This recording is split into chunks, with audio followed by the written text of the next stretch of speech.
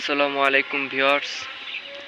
অনেকেই জানতে চেয়েছেন বা জানতে চান যে মুরগির যদি অসুস্থ হয়, যেমন মুরগির টয়লেট যদি এরকম পাতলা হয়, তাহলে আমরা মুরগিকে কি ওষুধ খাওয়াবো। তো আপনাদের জন্য আমি একটি সলিউশন নিয়ে এসেছি, যেন আপনাদের মুরগিগুলো সুস্থ থাকে এবং টয়লেট যেন এরকম পাতলা না হয়। এজন্য আপনারা মুরগিকে সুস্থ রাখার জন্য আপনারা এই দুইটা ওষুধ ব্যবহার করতে পারেন।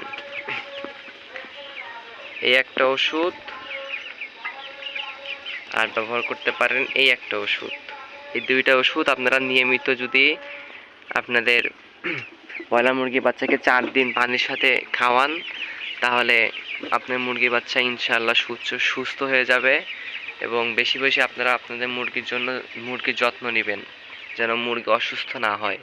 এবং মুরগি যদি এরকম পাতলা পায়খানা করে, তাহলে আপনারা এই দুইটি ওষুধ ব্যবহার করতে পারেন।